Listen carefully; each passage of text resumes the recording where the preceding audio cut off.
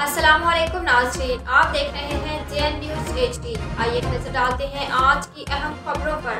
नवाब शाह खबर शामिल करते चले, जहां सूदखोरों से तंग काजी अहमद का रहायशी नेशनल प्रेस क्लब पहुंच गया। काजी अहमद की रहायशी शाहान सलीम का सूदखोरों के मुजालिम से तंग आकर national press club Nawab Shah में प्रेस कॉन्फ्रेंस करते हुए कहना था कि मैंने मजबूरी के तहत शौकत अली जोखियो नामी शख्स से 90,000 कर्ज लिया था, जिसके 5 लाख रुपए अदा कर चुका हूं, लेकिन अभी भी शौकत जोखियो मजीद रकम मांग रहा है और मुझे फैमिली समेत मारने और झूठे केसों में फंसाने की धमकियां भी दे रहा है, जिससे तंग आकर मैंने खुदकुशी की कोशिश भी की, लेकिन मौजूजाना तौर पर बच गया।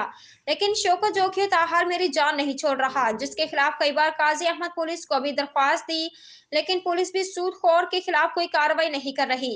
एसएसपी नवाब शाह अमीर सऊद मकसी समेत अलहकाम फौरी तौर पर नोटिस लेकर सूदखोर शौकत जोखियों के खिलाफ कार्रवाई करके मुझे इंसाफ फ्राहम करे, वरना बसूरत देगर काजी अहमद थाने के सामने खुद को आग लगाकर खुदकुशी कर लूंगा, जिसके जिम्मेदार शौकत जोखी और काजी अहमद पुलिस होगी। Report bureau chief Farooq Naeem Siddiqui, JN news, Nawab Shah.